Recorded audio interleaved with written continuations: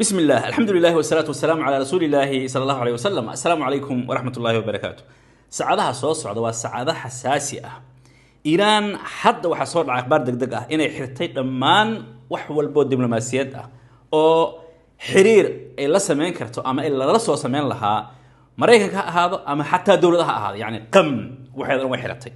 هل استأرنتها إلا يزدول تاجدونا؟ نعم إسلا سيدا سوكر وحي صوص صارتي هذا أما جودي سمير u dhamaaday xataa dawladaha dariska u dhamaatay macnaha wax dhici doona Trump oo asana goodinaya goodigiisa wuxuu sheegay saacadaha soo socda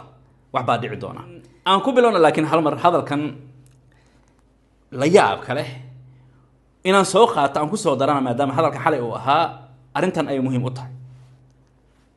You're saying Iran does not want a ceasefire. We are not asking for a ceasefire. معناها waxa la weydiinaa ma taqaana oo hadda waxa leedahay Iran ma rabto xabad joojin masaas leedahay leeyahay moogta wasiirka arrimaha dibadda Iran Abbas Araqchi wuxuu leeyahay anaga ma weydiisan xabad joojinta shay maxaa macamilana bal hal mar dalka aan ku soo celiyay fiiri. Right now you're saying Iran does not want a ceasefire. We are not asking for a ceasefire. waa su'aal normal laakiin hoos galin iyo jawaab yaa badan oo aqli badan oo ku jiro yani ma waxa leedahay hadda Iran xabad joojin ma rabto yani caalamkan waxa la tusayaa mujida ayaga gardaran xabad joojin ma rabaan soo mujida Mareykanka uu rabaa saas oo kale wuxuu taagan yahay ma rabtaad sheegaysa horta ma bar annaga yani ma weydiisanayna xabad joojin yaa ku sheeg horta yaa ku dhahay xabad joojin rabaa horta ko asi socdo. And we don't see any reason why we should negotiate with the US. ما بأرجو يروح wax muhiimad ay tahay inaan Mareykanka aan wada hadal la furnay iyo kada iyo hadda koran la furnay laba mar wada hadalkii oo socday ayna garaaceen ay nooga. So there is no request for a ceasefire by us and there is no request for the negotiation. waliba okay meeshaas Why we should negotiate with the US. When we negotiated with them twice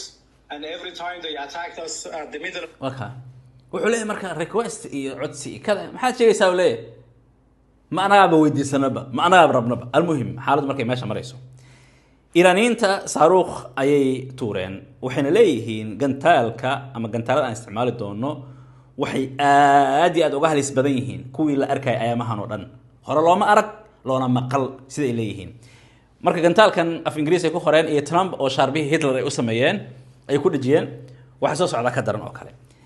barashada quraanka kariimka macna quraan online ayaa hab online kugu soo gaarsiinaya barashada quraanka kariimka cilmiga shariicada islaamka goob kasto dunida kaga joogto iyo waqti kasto ay haysato hadii baan shaqo ku jirto iyo hadii aad gurigaaga joogto qana laha jinsi u gaaro dugsigan waxa wax ka dhiganaya caruur roole rag iyo dumar kuwaasoo doonaya inay bartaan barashada quraanka kariimka aqoonta kala duwan ee dugsigan lagu qaadanayo waxaa kamid ah barashada quraanka kariimka akhrinta iyo qorista igada luqada carabiga iyo qaybaha shariicada islaamka sida tafsiirka aqeedada islaamka ahadiista nabiga ee waliba fiqiga waxaana duruustu ay ku soo gaaraysaa aaladaha Telegramka Skype iyo waliba WhatsAppka waxaana ardayda daafaha dunida joogta loo soo diraya shahaadooyinkooda marka ay ka dhameystaan aqoonta kala duwan ee dugsiga hadaba hadii aad tahay waalid naxariis badan oo ubadkiisa la rabo inuu ku barbaariyo barashada quraanka kariimka wixii faahfaahin waxaad ka weydiinaysaa ciwaanada iyo telefoonada shaashada kaaga muuqda.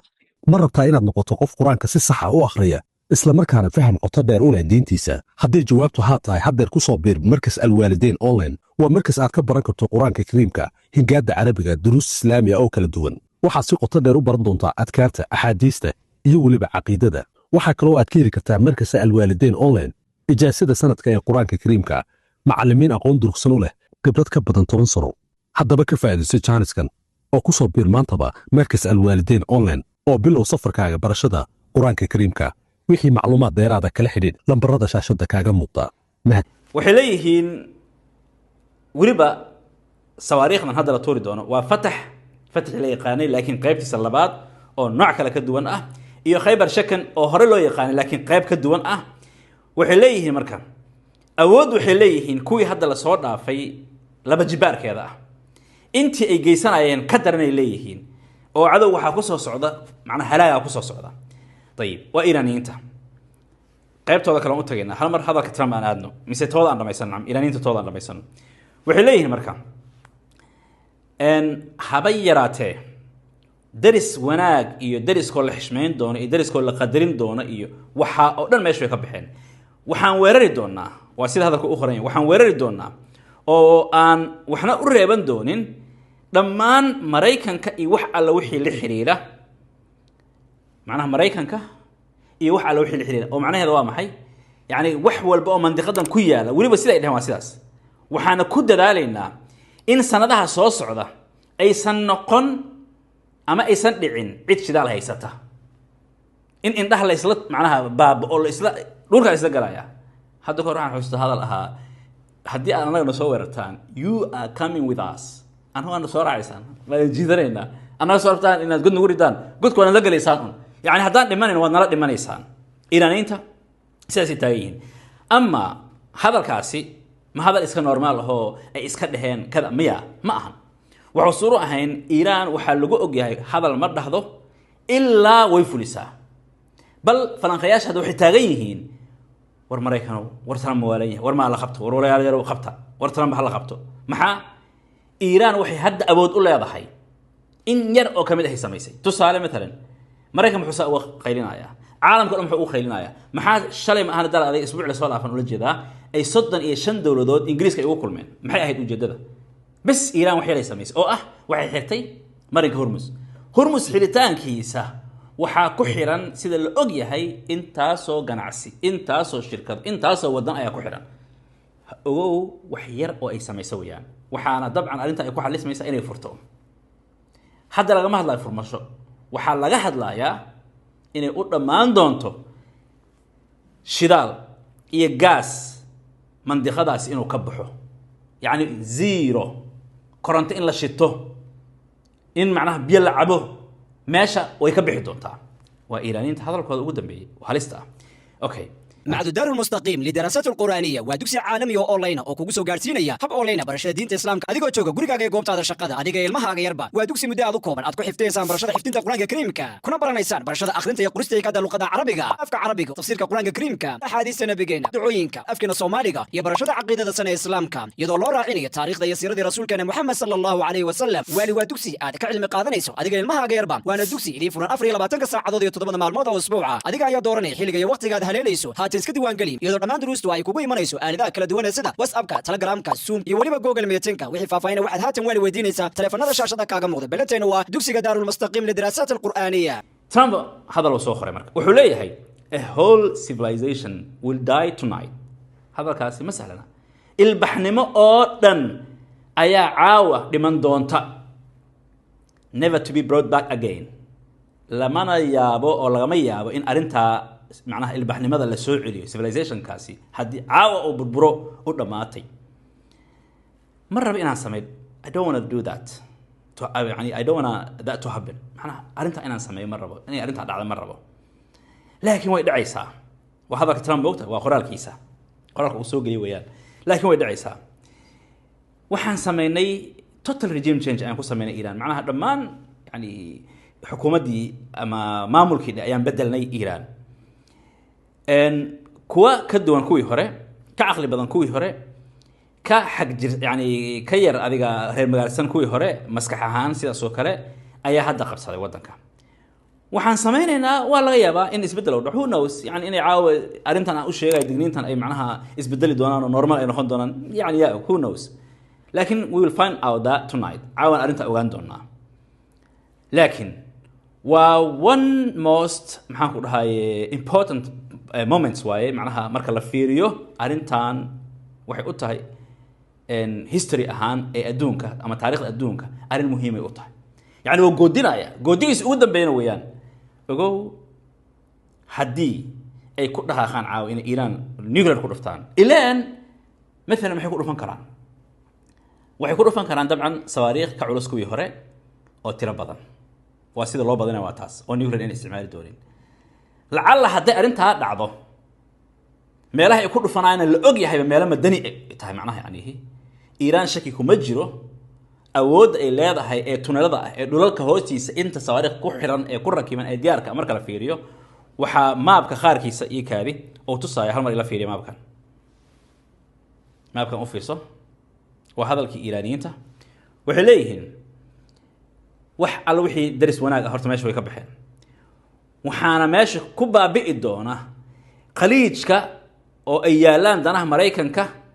meesha asagan macnaha meesha ka bixi doona bal iska dhaafe waxaa laga macnaha laga ama gaajo waxaa la dareemi doonaa